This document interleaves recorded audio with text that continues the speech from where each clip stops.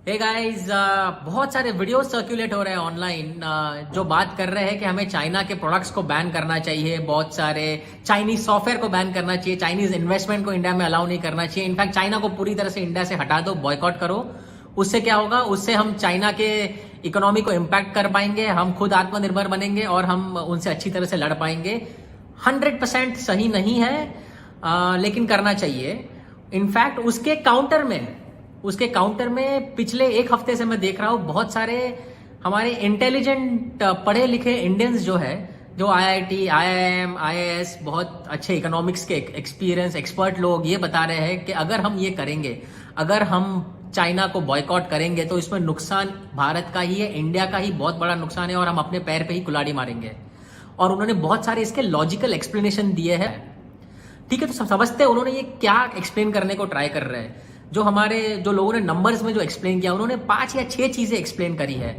पहली बात, उन्होंने कहा कि अगर हम चाइनीज सॉफ्टवेयर बैन करेंगे, जैसे टिकटॉक या शेयरिट। अब टिकटॉक के इंडिया में भी बहुत सारे ऑफिसेज है, तो अगर हम वो बैन करेंगे तो इंडिया के ऑफिसेज भी बंद होंगे, इंडिया में बहुत सारे हजारों लोगों के जॉब लॉस होंगे, तो उसमें हमारा ही ज्यादा नुकसान है। और दूसरा, जो प्रोडक्ट्स के बारे में है, चाइनीज प्रोडक्ट्स, अगर हम चाइनीज प्रोडक्ट्स को बैन करेंगे, हमारे पास उसका कंपटीशन वाला प्रोडक्ट ही नहीं है। हमारे पास फॉर एग्जांपल ओवो, वीवो, ओप्पो, ये सारे प्रोडक्ट्स को हम कैसे बैन करेंगे? क्योंकि हमारे पास इंडिया का बनाया हुआ उस लेवल का, उस क्वालिटी का, उस प्राइस का मोबाइल ही नहीं है। तो हम वो, और दूसरी बात यह है कि इंडिया में जिस क्वालिटी का और जो सस्ते दाम में चाइना में प्रोडक्ट बन सकता है, वो इंडिया में नहीं बन सकता है। क्योंकि इंडिया में वो हमारा बहुत चलता है एटीट्यूड है, बहुत कैजुअल एटीट्यूड है, हम बहुत जुगाड़ू लोग हैं, तो हम उस लेवल से काम नहीं कर पाएंगे, तो वो हम कभी वैसा प्रोडक्ट बना नहीं पाएंगे। तीसरा पॉइंट उनका मानना था कि जो रॉ मटेरियल, इंडिया के बहुत सारी कंपनियां चाइना से रॉ मटेरियल लेती है और फिर खुद के फिनिश प्रोडक्ट बना के बाकी सब जगह बेचती है। तो जो चाइना से जो रॉ मटेरियल आता है वो कम से कम 20 से 25% सस्ता होता है, राइट। तो अगर इंडिया से हम रॉ मटेरियल लेना चालू करेंगे तो उसका कॉस्ट बढ़ जाएगा, फिनिश प्रोडक्ट का कॉस्ट बढ़ेगा, तो हमारे प्रोडक्ट जो है वो कॉम्पिटिटिव नहीं रहेंगे, हम सर्वाइव नहीं कर पाएंगे इकोनॉमी में।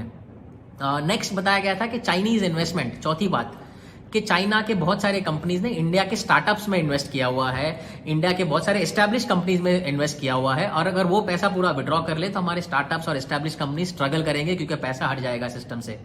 नेक्स्ट बताया जाएगा, चाइना के बहुत सारे कंपनीज है जो इंडिया में बहुत भारी एडवर्टाइजिंग करते हैं, मीडिया का नुकसान होगा। वीवो है, ओप्पो है, हमारे क्रिकेट टीम्स को स्पॉन्सर करते हैं, बहुत सारे टूर्नामेंट स्पॉन्सर करते हैं, बहुत बड़ा एडवर्टाइजिंग बजट है जो इंडिया में हट जाएगा, जिससे बहुत सारे जॉब लॉसेज होंगे, बहुत सारा इकोनॉमिकल इंपैक्ट गिरेगा।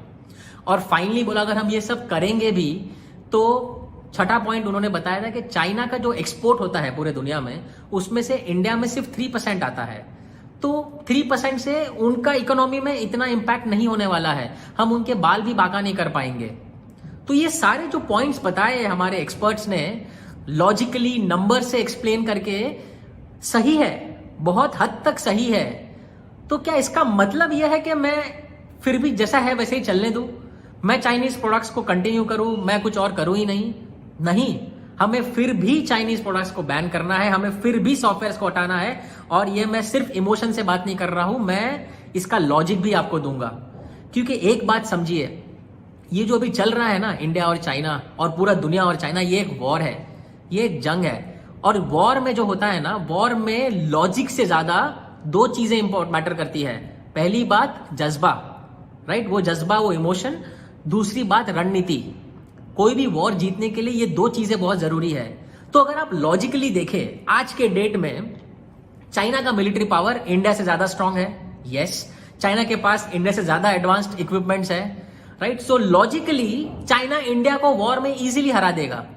तो क्या इसका मतलब यह है कि भाई इंडिया, आपका बहुत नुकसान होएगा, बहुत सारे लाइफ जाएंगे, बहुत सारे फैमिलियां मरेंगी, हमारे इतने डिफेंस का खर्चा होगा, तो आप पीछे आ जाओ, चाइना को जो करना है करने दो, जो उखाड़ना है उखाड़ने दो? क्योंकि भाई लॉजिकली हम नहीं हरा सकते चाइना को, नहीं, हम फिर भी लड़ रहे हैं। और इतिहास में आप देखे जाएंगे ऐसी लड़ाई जीती गई है। हमारे इंडिया का एग्जांपल ले लो, आपने बॉर्डर मूवी देखी है, राइट, वो रियल इवेंट था 1971 का, लोंगेवाला का वॉर। 1971 में पाकिस्तान के कम से कम 1000 मिलिट्री के लोग पूरी प्लानिंग करके डजनों टैंक लेके लोंगेवाला जिला में अटैक करने आए थे और वहां पर इंडिया के तैनात थे 120 सिपाही, सिर्फ 120 सिपाही जिनके पास थी 8 जीप और कुछ भी नहीं था।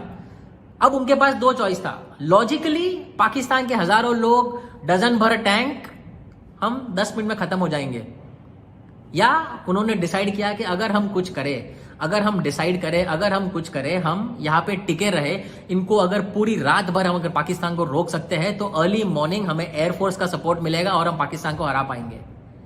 तो वो लॉजिकली पीछे नहीं हटे, उन्होंने वहां पर खड़े खड़े रणनीति बनाई, उन्होंने प्लानिंग करी ऑन द स्पॉट के हम 120 लोग मिलके, हमारे पास जो भी है वो यूज करके हम पाकिस्तान को कैसे रोके, और उन्होंने सक्सेसफुली रोका और इंडिया वो जीता। ठीक है, वॉर छोड़ो, मैं आपको क्रिकेट का एग्जांपल देता हूं। 1983 वर्ल्ड कप में इंडिया और वेस्ट इंडीज फाइनल में, वेस्ट इंडीज वो टाइम का सुपर पावर, पहले वाले 2 वर्ल्ड कप इजीली जीत चुका है, कोई भी टीम उनके सामने खड़ी नहीं रह पा रही है। इतने धुरंधर बल्लेबाज, इतने तेज गेंदबाज, सभी एक टीम में भरे हुए हैं और इंडिया पूरा ऑपोजिट। तो लॉजिकली इंडिया को तो वर्ल्ड कप खेलने जाना ही नहीं चाहिए था, क्योंकि हम ऐसे भी हारने वाले थे। क्यों फालतू का खर्चा करना है, क्यों लोगों को आने जाने में टाइम पास करना है, क्यों लोगों को गुस्सा दिलाना है हार के। लेकिन नहीं, डिसाइड किया एक आदमी ने, कपिल पाजी ने डिसाइड किया कि नहीं यार, हम जीते, हम कंपीट करेंगे, जीतना नहीं जीतना हमारे हाथ में नहीं है, लेकिन हम कंपीट करेंगे, हम फाइट देंगे, हम रणनीति बनाएंगे, हम जो भी करेंगे, और हमने वर्ल्ड कप जीता। तो वो पॉसिबल था क्योंकि कहीं ना कहीं एक आदमी ने डिसाइड किया और वो शुरुआत हुई। ठीक है, तो ये सब चीजों में अभी हमारे जो सिपाही है वो जंग लड़ रहे हैं, वो बॉर्डर पे जंग लड़ रहे हैं, लेकिन ये एक इकोनॉमिक जंग भी है। अब इकोनॉमिक जंग में लॉजिकली चाइना हमसे आगे है, चाइना को हम ज्यादा कुछ उखाड़ नहीं पाएंगे। अगर हम कुछ भी करेंगे हमारा ज्यादा नुकसान है, हमारा ही ज्यादा लॉसेस है, लेकिन फिर भी हमको करना चाहिए और मैं आपको बताऊंगा लॉजिकली क्यों करना चाहिए। पहली बात, चाइना के सॉफ्टवेयर, टिकटॉक हो गया, शेयरिट हो गया, ये सारे बैन करने चाहिए। कि बैन करेंगे तो हजारों जॉब्स जाएंगे इंडिया से भी, यस जाएंगे, लेकिन क्या आपको लगता है ये सॉफ्टवेयर मैं बना नहीं सकता? ये सॉफ्टवेयर, इंडिया जो है ना, ये आईटी का सुपर पावर माना जाता है, इंडिया आईटी का किंग माना जाता है। हमारा जो एक कॉलेज का जो बंदा पास होके आता है ना, वो भी टिकटॉक से 10 गुना अच्छा सॉफ्टवेयर बना देता है, लेकिन क्या अब तक बनाया नहीं है। और अगर जब वो बनाएगा तो वो हजारों नहीं, वो लाखों जॉब्स क्रिएट करेगा, क्योंकि सारे सॉफ्टवेयर इंडिया में बनना स्टार्ट होंगे। क्योंकि यही चीज चाइना ने भी किया है। आपको पता है चाइना में गूगल बैंड है, फेसबुक बैंड है, इंस्टाग्राम बैंड है, ट्विटर बैंड है, स्नैपचैट बैंड है, ये सारी चीजें चाइना में अलाउड नहीं है। क्या उनके इकोनॉमी पे इंपैक्ट नहीं होता? क्या उनके जॉब लॉसेस नहीं हो रहे? बट उन्होंने डिसाइड किया कि हमको ये अलाउ नहीं करना है। रीजंस होंगे उनके, बहुत सारे रीजंस होंगे, लेकिन नहीं किया उन्होंने। इन हाउस उनके कंट्री के अंदर ही उससे अच्छे सॉफ्टवेयर बनाए जो पूरे चाइना में चल रहे हैं। तो आपको क्या लगता है हम ये बना नहीं सकते? वो तो क्या अब तक हमने बनाया नहीं है, और अगर हम बनाएंगे तो हजारों जॉब जाएंगे, लेकिन लाखों जॉब बनेंगे भी। दूसरा पॉइंट ये बताया गया था कि मैन्युफैक्चरिंग में हम चाइना जैसे प्रोडक्ट्स बना नहीं सकते, इतने सस्ते, इतने क्वालिटी में अच्छे प्रोडक्ट बना नहीं सकते, क्योंकि इंडिया का एक कैजुअल एटीट्यूड है, चलता है एटीट्यूड है, हमारे पास इतनी प्रोफेशनलिज्म नहीं है। भाई मैं आपको एक बात बताऊं, वो जो जुगाड़ू एटीट्यूड है ना, वो चलता है एटीट्यूड है ना, वो जुगाड़ू एटीट्यूड यूज करके ही इंडिया ने एक ऐसा रॉकेट बनाया जो 7 रुपए पर किलोमीटर में मार्स के ऑर्बिट तक पहुंच गया, और इंडिया पहला कंट्री था जिसने ऐसा किया। अगर चाइना क्या उसका बाप भी सोचे ना, तो इतना सस्ता और इतना हाई क्वालिटी का रॉकेट आज भी नहीं बना सकता। वो तो क्या है, इंडिया ने अब तक डिसाइड नहीं किया है। तो अगर हम अब डिसाइड करेंगे ना, तो ये वीवो ओप्पो फोन क्या है यार, ठीक। अगर हम इतना हाई क्वालिटी का रॉकेट, जहां पूरा दुनिया ना बोल रहा था बना सकते हैं, तो हम क्या वीवो ओप्पो फोन नहीं बना सकते? हम उससे अच्छा क्वालिटी का उसी सस्ते दाम में नहीं बना सकते? हम बना सकते हैं, डिसाइड नहीं किया है। तो मैं रिक्वेस्ट करूंगा सारे एंटरप्रेन्योर्स, बिजनेसमैन से, कहीं ना कहीं आप ये डिसीजन लीजिए, आप स्टार्ट करिए। इंडिया सपोर्ट करेगा, इंडिया का पब्लिक सपोर्ट करेगा, आवाम सपोर्ट करेगी, गवर्नमेंट सपोर्ट करेगा, बट किसी ना किसी को स्टार्ट करना होगा, ठीक। नेक्स्ट बोला गया था रॉ मटेरियल। तो चाइना से जो रॉ मटेरियल आता है वो 20 से 25% सस्ता होता है, तो इंडिया में महंगा पड़ेगा। यस, महंगा पड़ेगा। अगर हम वो रॉ मटेरियल लेंगे तो हमको महंगा पड़ेगा, हमको ज्यादा कीमत चुकानी पड़ेगी, हमारे फिनिश प्रोडक्ट ज्यादा होंगे, स्टार्टिंग में नुकसान होगा, बहुत नुकसान होगा। लेकिन आप मुझे एक बात बताइए, चाइना में रॉ मटेरियल सस्ता क्यों है? रॉ मटेरियल सस्ता इसलिए है क्योंकि वो इकोनॉमीज ऑफ स्केल पे काम करता है। इकोनॉमीज ऑफ स्केल क्या है? उनके पास लाखों प्रोडक्ट्स की डिमांड है तो वो सस्ते में बनती है। अगर एक प्रोडक्ट जो है, अगर मुझे 100 पीस का ऑर्डर आएगा तो मैं एक कीमत बना दूंगा। अगर वही प्रोडक्ट मुझे 1 लाख पीस का ऑर्डर आएगा तो मैं उससे बहुत ज्यादा सस्ते दाम में बना पाऊंगा। तो अगर हम डिसाइड करेंगे कि हम रॉ मटेरियल अभी इंडिया से ही लेंगे तो स्टार्टिंग में महंगा पड़ेगा, यस। नुकसान होगा, यस। बहुत फर्क पड़ेगा, यस। लेकिन धीरे धीरे इंडिया में भी उसकी डिमांड बढ़ते जाएगा क्योंकि डिमांड ऑलरेडी है। ऐसा नहीं कि हमको डिमांड क्रिएट करना है, डिमांड तो ऑलरेडी है। तो अगर प्रोडक्शन बढ़ेगा तो कॉस्ट भी नीचे आएगा, टाइम लगेगा, यस। तो वो टाइम तक हमको संभालना है, वो टाइम तक हमारा नुकसान होगा, यस। लेकिन हम कर सकते हैं। नेक्स्ट बोला गया था चाइनीज इन्वेस्टमेंट। चाइना के कंपनीज इंडिया के स्टार्टअप्स में इन्वेस्ट करते हैं, एस्टैब्लिश कंपनीज में इन्वेस्ट करते हैं, उससे नुकसान होगा। भाई सिर्फ चाइना ही है जो इन्वेस्ट करता है। मैं आपको एक एग्जांपल देता हूं। क्या आपको पता है पूरे दुनिया में एक ही ऐसा मोबाइल नेटवर्क है, एक ही, जो चाइना का प्रोडक्ट्स और कंपोनेंट यूज नहीं करता है, और वो है रिलायंस जियो। रिलायंस जियो पूरी दुनिया में एक ही ऐसी नेटवर्क कंपनी है जो चाइना का कंपोनेंट या प्रोडक्ट यूज नहीं करती। 2018 में इंडिया में लॉन्च हुआ, 2 साल में इंडिया का पूरा मार्केट शेयर कैप्चर कर लिया। सबसे बड़ा मार्केट शेयर आज मोबाइल में जियो का है। तो भाई अगर डिसाइड करेंगे ना, बनाएंगे ना, तो हम बहुत कुछ कर सकते हैं, हम बहुत कुछ बना सकते हैं। और रिलायंस जियो में पिछले 1 महीने में 1,15,000 करोड़ का इन्वेस्टमेंट आया और वो चाइना से एक भी नहीं था। दुनिया में बहुत सारे लोग बैठे हुए हैं, बहुत सारे लोगों के पास पैसा है जो हमारे में इन्वेस्ट करेंगे और हमको एनकरेज करेंगे। हमको शुरुआत करने की जरूरत है। Advertising loss.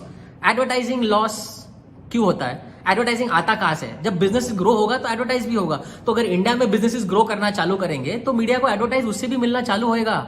जब वीवो और ओप्पो था उसके पहले क्या एडवर्टाइजिंग आता नहीं था? आता था। तो अभी भी आएगा, सिर्फ कहीं ना कहीं शुरुआत करनी है। नेक्स्ट क्वेश्चन ये पूछा गया था, लास्ट लॉजिकल बात ये कि भाई 3% चाइना का एक्सपोर्ट का सिर्फ 3% इंडिया में आता है, तो हम ये सब कुछ करेंगे भी तो चाइना का कुछ नहीं उखाड़ पाएंगे। गलत। उखाड़ पाएंगे, बहुत बड़े लेवल पे उखाड़ पाएंगे, और मैं आपको बताता हूं कैसे। फिलहाल अगर हमने ये सारे स्टेप्स लिए, टाइम लगेगा, स्टार्टिंग में बहुत मुश्किल होगा, टाइम लगेगा। एक टाइम बाद अगर हम ये सारे लेवल के प्रोडक्ट्स, ये सारे सॉफ्टवेयर अगर हम इंडिया में बनाना स्टार्ट करेंगे तो चाइना का तो 3% बंद होएगा ही। लेकिन आपको पता है बाकी दुनिया भी जो है ना, वो इंडिया पे नजर रखे हुए है। बाकी दुनिया भी ढूंढ रही है, सारी दुनिया आज के डेट में ढूंढ रही है कि मैं चाइना छोड़ के और कहां जाऊं। ऑप्शन ही नहीं है उनके पास। वो इंडोनेशिया देख रहे हैं, वियतनाम देख रहे हैं, इंडिया देख रहे हैं, ईस्ट की सारी कंट्रीज देख रहे हैं। सबसे बड़ी नजर उनकी इंडिया पर है। तो अगर हमने वो डिसाइड कर लिया, हमने वो बना लिया वैसे प्रोडक्ट्स और सर्विसेज, तो चाइना का जो बाकी एक्सपोर्ट है ना बाकी कंट्रीज में, वो भी कम होगा और वो इंडिया में डाइवर्ट होगा। तो वो 3% नहीं, वो 10, 15, 20, 30, 70% तक इंपैक्ट हो जाएगा। बट कहीं ना कहीं वो स्टार्ट करना है, क्योंकि पूरी दुनिया आज इंडिया को देख रही है और वो हमसे ये सवाल पूछ रही है कि क्या आप ये कर सकते हो। हम आपको काम देने के लिए तैयार है, हम सब कुछ करने के लिए तैयार है, बट क्या आपके बम में वो दम है जो कर सकते हैं? और मैं आपको बताता हूं हम कर सकते हैं। हम क्यों नहीं कर सकते? हम डरे क्यों? वो लॉजिक को समझ के हम राइट नाउ डरे क्यों? ठीक है, मैं ये नहीं बोल रहा हूं आसान होगा, मैं ये नहीं बोल रहा हूं आज चालू करो आज हो जाएगा, 1 साल में खत्म हो जाएगा। नहीं होगा, बहुत मुश्किल होगा, कठिनाइयां होगी, लेकिन हमको वो जंग लड़नी है। ये जंग में हमको पीछे नहीं हटना है, हमको ये जंग लड़नी है। हम शुरुआत करेंगे 1 साल नहीं, 2 साल नहीं, 3 साल नहीं, 5 साल नहीं, 10 साल में तो होगा, लेकिन शुरुआत कहीं से करनी चाहिए। जैसे 1942 में महात्मा गांधी ने क्विट इंडिया मूवमेंट स्टार्ट किया। 1942 में महात्मा गांधी ने पूरे इंडिया को कहा ब्रिटिश को भगाओ। क्या वो सक्सेसफुल रहा? बहुत हद तक नहीं रहा, बहुत नुकसान हुआ। ब्रिटिशर्स ने बहुत लोगों को जेल में डाला, बहुत लोगों को मारा। महात्मा गांधी ने कहा कि एक काम करो, स्वदेशी वापरो। उस टाइम पे मैनचेस्टर जो इंग्लैंड में है, मैनचेस्टर से इंडिया में टेक्सटाइल आता था, जो बहुत ही अच्छा क्वालिटी का टेक्सटाइल था। पूरे इंडिया में वो टेक्सटाइल बिक रहा था। महात्मा गांधी ने कहा कि स्वदेशी लाओ, वो सारे मैनचेस्टर के कपड़े को लाओ और उनको आग लगा दो, और हम अभी से सिर्फ खादी यूज करेंगे। जबकि खादी जो है ना, वो मैनचेस्टर के कपड़े के सामने क्वालिटी में जरा भी अच्छा नहीं था। दूर दूर तक उसे क्वालिटी में और कॉस्ट में मैच नहीं कर पाता था। लेकिन फिर भी हमने किया। क्यों किया? क्योंकि वो हमारे आत्मसम्मान की बात थी, वो हमारे आजादी की बात थी, और वो हमारे लिए जरूरी था। ठीक है, तो 1942 क्विट इंडिया मूवमेंट से ब्रिटिश छोड़ के नहीं गया, लेकिन वो एक शुरुआत थी। वो एक शुरुआत थी जिसने पूरे इंडियंस को साथ में लाया। बहुत सारे और लोगों ने काम किए, बहुत सारे फ्रीडम फाइटर्स आगे आए, इवेंचुअली एग्जैक्टली उसके 5 साल बाद हमें आजादी मिली। तो सेम चीज हमें यहां करना है। हमें कहीं ना कहीं शुरुआत करनी होगी। ये शुरुआत मुश्किल होगी, ये शुरुआत डिफिकल्ट होगा, लेकिन शुरुआत करनी होगी। और मुझे पता है, आपको भी पता है कि इंडिया में वो कैपेबिलिटी है, सिर्फ अब तक डिसाइड नहीं किया है। तो कुछ लोग अगर इंडिया में, जो सारे बिजनेसमैन है, एंटरप्रेन्योर्स है, गवर्नमेंट है, पब्लिक है, अगर हम डिसाइड कर लेना तो चाइना तो बहुत छोटी चीज है, हम कुछ भी कर सकते हैं। तो पहला कदम लीजिए, लेट्स गेट स्टार्टेड। आत्मनिर्भर बनते हैं और पूरी दुनिया को भारत निर्भर बनाते हैं। जय हिंद, जय भारत। Thank you.